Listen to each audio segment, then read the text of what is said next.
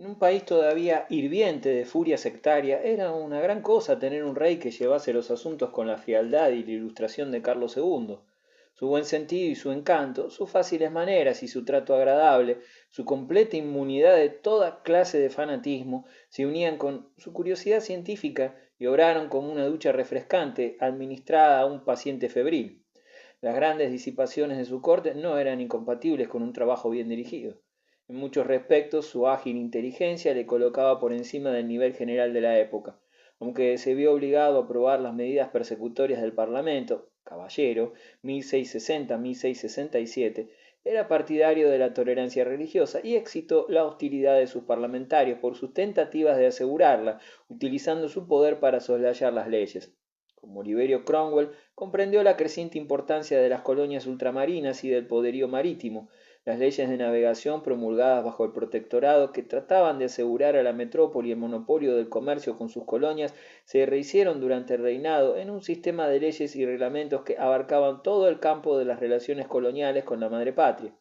Un delicado sentido de los vaivenes de la opinión pública, tan fino que llegaba a ser incompatible con el verdadero valor cívico, le mantuvo a salvo en su trono cuando, si hubiese revelado sus verdaderos pensamientos, hubiera tenido serias dificultades. El país no supo nunca, por mucho que lo sospechase, que su rey constitucional era en secreto un autócrata en política y un católico en religión. No sabía que recibía una pensión de la corona de Francia.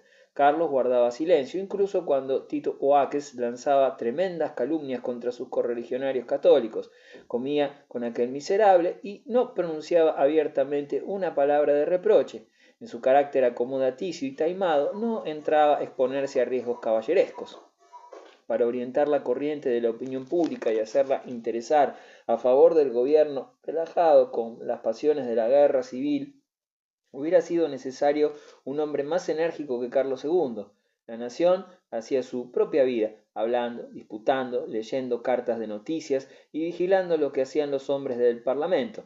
Las cartas de Marble a sus electores de Hull son sintomáticas de una nueva época. Otro síntoma era la formación del sistema de dos partidos, Right y Tory, que se produjo por la primera vez a propósito de la propuesta para excluir al duque de York después de Jacobo II del trono, a causa de su fe religiosa. El país era fuertemente protestante y parlamentario. Solo los graves errores de los jefes Wright, soportando las falsedades de Tito Oaques, dieron a Carlos la oportunidad que aprovechó con gran habilidad en 1681 para mandar a paseo el Parlamento.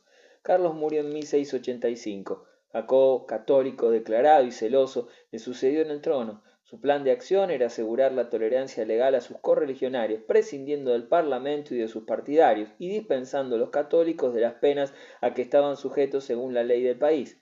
Ninguna política religiosa o constitucional hubiera podido repugnar más a un país protestante y parlamentario, especialmente al resultar evidente que el éxito de su ejecución dependía de la ayuda francesa, de Irlanda y del ejército permanente, auxiliares que, dado el estado de espíritu que entonces dominaba, eran capaces de estropear cualquier causa con el pueblo inglés.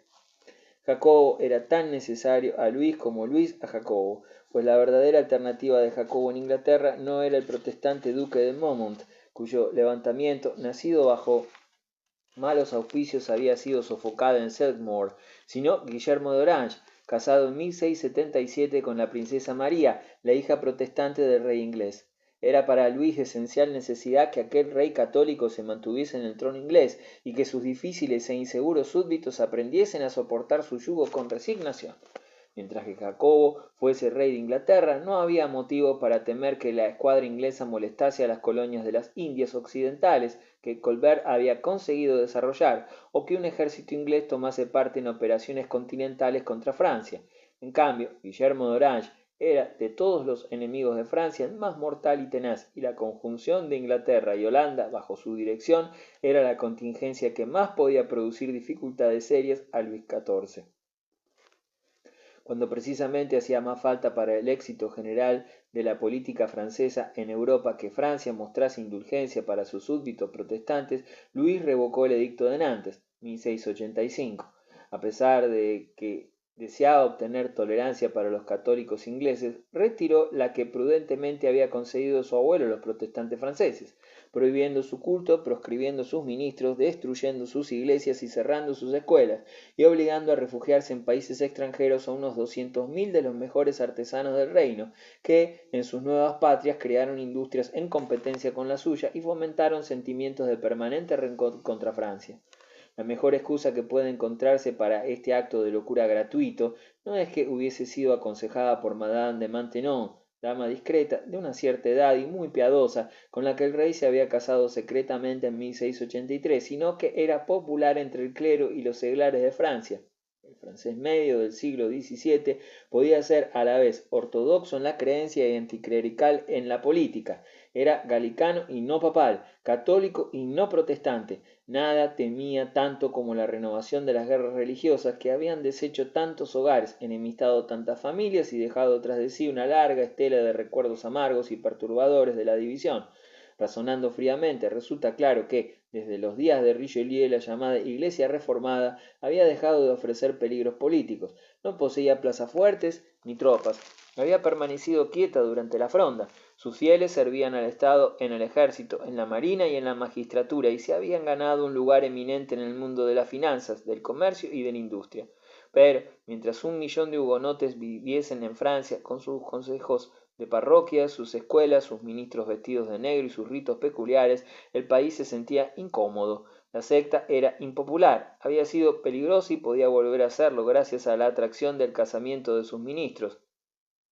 Algunos envidiaban a los hugonotes su dinero, otros miraban su industria con rencor, otros se sentían ofendidos por el rigor con que procedían en su conducta y por la tolerancia que mostraban a sus vecinos católicos en las regiones en que dominaba la Iglesia reformada.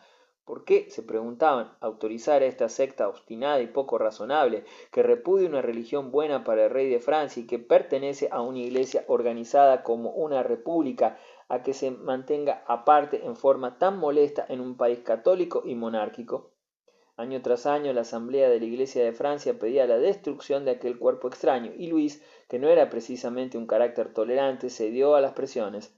La posición de los hugonotes se hacía tan intolerable, con 100 distintas formas de opresión y de crueldad premeditadas para obligarles a entrar en la comunión romana.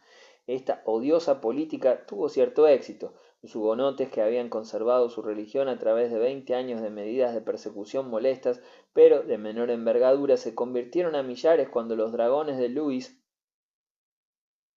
1681-1685 fueron alojados en sus casas, y el pillaje, el asesinato y la violación fueron el premio de la continuada fidelidad a la fe de sus padres. Cuando se creyó que el terror había alcanzado su objetivo, que la resistencia de aquellos obstinados sectarios había quedado rota y que la conversión del miserable residuo que quedaba sería fácil empresa, Luis renovó el edicto de Nantes. Un peán de elogios saludó al héroe cristiano que, por fin, después de tantas vacilaciones, mostraba una verdadera preocupación por salvar su alma, y que emulaba la obra de Constantino, Teodosio y Carlomagno. Esto, decía Bossuet, el predicador de la corte, es digno gesto de vuestro reino y le imprime su verdadero carácter. Gracias a vos la herejía ya no existe. Dios en lo alto ha realizado esta maravilla. Por mucho que complaciera a los católicos franceses, la revocación del edicto de Nantes no era el camino para hacer a Jacobo II popular en el puritano Londres. La gloriosa revolución de 1668, que colocó a Guillermo III en el trono de Inglaterra, fue precipitada por la locura de Jacobo II al tratar de imponer la religión católica a sus compatriotas por medios inconstitucionales. La revolución fue gloriosa por su clemencia y no hubo proscripciones del partido vencido. La lucha abierta tuvo lugar sobre todo en Irlanda, y allí la señalada victoria del Boyne, 30 de junio de 1690, seguida un año después por la rendición de Limerick, precipitó la dominación política de la Inglaterra protestante sobre los católicos irlandeses, que había de durar 242 años, en los cuales el largo duelo entre Francia e Inglaterra por el dominio colonial había de ventilarse hasta su decisión. Que Inglaterra pudiese no sólo efectuar aquella revolución sin sangre, sino salir de ella más fuerte, con el triunfo de sus principios parlamentarios, fue un resultado absolutamente inesperado para Luis, y en fuerte contraste con la filosofía política dominante en el continente. Francia, Si se lo hubiese propuesto seriamente, hubiera podido impedir que Guillermo desembarcase en Torbay, pero Luis, en lugar de emplear su ejército en promover disturbios para Guillermo en los Países Bajos, lo envió al Palatinado, en donde se vio impedido de influir eficazmente en el desarrollo de los acontecimientos. La explicación de ello es que Luis contaba con la parálisis de Inglaterra después de una larga guerra civil y miraba tranquilo el desarrollo de la pugna entre sus dos principales adversarios, los ingleses y los holandeses. No debe producirnos sorpresa su equivocación. Las credenciales del partido Wright de Inglaterra, que hizo el arreglo revolucionario, no eran a propósito para inspirar confianza en su moderación y contención. En su campaña para excluir a Jacobo II de la corona, los Wright no se habían detenido ante ningún extremo de violencia. De hecho, respaldaron las bajas y perversas calumnias de Tito Oakes contra los católicos. Apoyaron la rebelión armada de Monmouth contra Jacobo. Algunos habían cobrado dinero francés, pero en la crisis de 1688, dirigidos por Halifax, el habilidoso, uno de los grandes bienhechores del país, escucharon la voz de la moderación. Luis no pudo haberlo previsto, como tampoco que el frío político holandés que los Wright llamaron para que salvase el Estado pudiese dominar los fuegos de la venganza del partido y tener éxito en la labor extraordinaria de hacer de Inglaterra un país unido, parlamentario a toda costa. En población, los dos países que ahora se combinaban bajo Guillermo III resultaban muy inferiores a Francia. La de Inglaterra debió llegar a 5,5 millones y la de la República Holandesa a 2,5 millones, mientras que la población de Francia venía a ser de 19 o 20 millones. Pero en dos aspectos la superioridad estaba de parte de Inglaterra. Después de la victoria naval de la Hogue 1692, los marinos ingleses tuvieron una positiva superioridad sobre la flota francesa, que entonces había perdido la incomparable dirección del general Colbert. La segunda ventaja era, acaso, todavía más importante. La forma de gobierno que Inglaterra había logrado consolidar con la Revolución Wright era más apropiada para hacer frente a las dificultades económicas y a los cambios sociales que la autocracia francesa. Luis había rechazado toda limitación constitucional de su autoridad real. Se negó a convocar a los Estados Generales, redujo los parlamentos a sus funciones judiciales. El gobierno del país se llevaba a cabo por ministros y comisiones que trabajaban en derredor del rey, y en la mayoría de las provincias por intendentes que prefiguraban a los modernos prefectos. Los privilegios fiscales de la nobleza, en su mayor parte ocupados en el frente o incorporados a la corte, quedaron intactos, y a pesar del desgaste de incesantes guerras y de la gran autoridad que disfrutaba la corona, nada se hizo para mejorar un sistema en que las principales cargas económicas de la comunidad del Estado eran soportadas por los miembros más pobres de la comunidad, mientras las contribuciones de los nobles y del clero, que eran ricos en comparación con los demás, eran totalmente desproporcionadas. Una autocracia que trabajaba en la sombra puede durar solo si se repara las injusticias sociales.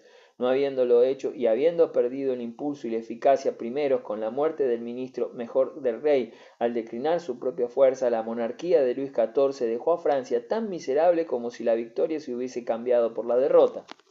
Pero en 1689 el edificio del gobierno francés constituía el espectáculo más imponente de Europa. Se sabía que los parlamentos ingleses eran facciosos, caprichosos, venales, incapaces al parecer de una línea conducta firme. El hecho de que la revolución traspasase el poder de la corona a manos del parlamento se interpretaba como una señal segura de debilidad, por lo que no sabían ver que el parlamento habría de ser gobernado durante el siglo y medio que iba a seguir por una aristocracia territorial y comercial que no carecería de experiencia en los negocios ni de preocupación por los intereses públicos y que no estaba desprovista de valor y de la sagacidad que contribuyen a ser los estadistas. Un gobierno parlamentario era cosa nueva y no ensayada. El duque de Marlborough en Bethlehem y en Ramillies mostró al mundo que un gobierno semejante podía dirigir una guerra europea y poner en pie de guerra ejércitos capaces de derrotar al francés en buena lid. La admiración por las instituciones inglesas que tanto se sintió en el continente durante el siglo XVIII procede de aquellas brillantes victorias. La nación civil que afirmó en el Bill de Derechos que los ejércitos permanentes eran ilegales en tiempos de paz, supo hacer frente a todas las necesidades de una guerra agotadora. En la hacienda, en la banca, en el comercio y en la ciencia y el arte del control del tesoro estuvo a un nivel mucho más alto que sus adversarios. Luis hizo su nueva guerra por la expansión de Francia, no como un rival amistoso, sino como un activo enemigo. Fue una lucha notable que tuvo que superar grandes obstáculos que duró por espacio de 10 años, 1688-1697, que fue señalada por muchas victorias y que, a pesar de ello, terminó con una seria derrota para Francia. Mostró cómo Europa había aprendido de Luis el arte de las coaliciones, cada vez más extensas, pues la Triple Alianza había sido sucedida por la Liga de Augsburgo, 1685, una imponente combinación secretamente apoyada por el Papa y que comprendía al emperador y al imperio, a Holanda y España, Saboya, Inglaterra y Suecia, pero ilustró también la sabida verdad de que esas coaliciones son raramente tan eficaces en la acción como impresionantes en el papel. Las fuerzas de la Liga experimentaron una humillante serie de derrotas por obra de los mejores ejércitos conducidos por los mejores generales de que entonces se disponía en Europa. Catinat ganó Niza e invadió Saboya. Luxemburgo obtuvo éxito tras éxito sobre Guillermo III en los Países Bajos. El Palatinado tuvo que sufrir 2 veces una devastación implacable cuya memoria todavía contribuye a distanciar a los pueblos de Alemania y de Francia. Con todo, el Tratado de Ryswick, septiembre de 1697, que puso término a la lucha, fue una derrota para Luis. Para obtener la paz de sus obstinados y no agotados adversarios, el rey francés se vio obligado a renunciar a sus conquistas, a conceder a los holandeses el derecho de poner guarniciones en las ciudades fronterizas con los Países Bajos españoles, a reconocer al herético rey de Inglaterra y a consentir que fuese sucedido por una princesa también herética. En la guerra, las batallas campales no lo deciden todo. El éxito definitivo lo obtiene el bando que puede resistir más. Esta ventaja, gracias a la segura inteligencia protestante de Guillermo III, estuvo de parte de la primera de las grandes coaliciones europeas.